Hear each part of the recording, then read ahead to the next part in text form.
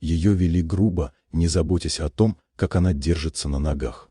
Гравий царапал кожу, прожекторы слепили глаза, а смех за спиной звучал так, будто все происходящее было частью развлечения. Новобранца звали Нора Хилл, 26 лет, спокойная, незаметная, без показного авторитета. Именно поэтому ее выбрали. Трое мужчин сопровождали ее, уверенные, что перед ними человек, который сломается. Для них это была игра, испытание тишины, проверка на страх. Руки Норы были связаны достаточно крепко, чтобы напомнить о беспомощности, но не настолько, чтобы оставить следы. Она не сопротивлялась и не умоляла. Она наблюдала.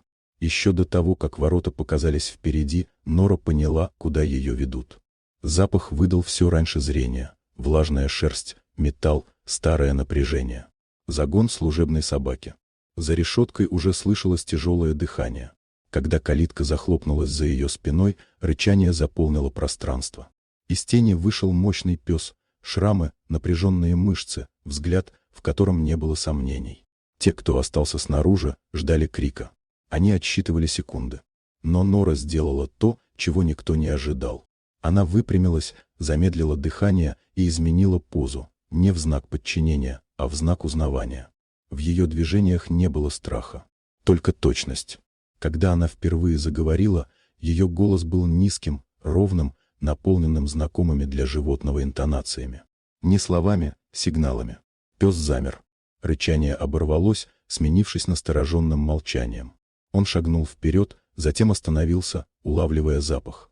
Узнавание пришло резко. Хвост дрогнул. Напряжение спало.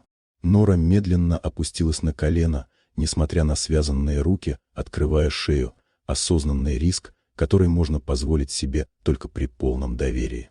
Пес приблизился и прижался к ней, больше не как угроза, а как защита. Смех за ограждением исчез. Те, кто минуту назад чувствовал себя хозяевами положения, отступили. Стало ясно, что перед ними не жертва. Нора знала этого пса задолго до этой ночи.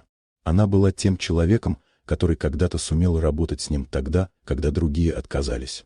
Связь между ними была выстроена не на силе, а на дисциплине и доверии. Когда во дворе начали собираться другие люди, картина выглядела абсурдно. Грозная служебная собака спокойно сидела рядом с той, кого считали слабой. Инициаторы происходящего вдруг стали незаметными и тихими. Нора поднялась. Пес остался у ее ноги, внимательный и готовый. Ситуация больше не принадлежала тем, кто хотел унижения. Она принадлежала ответственности. Эта ночь изменила все.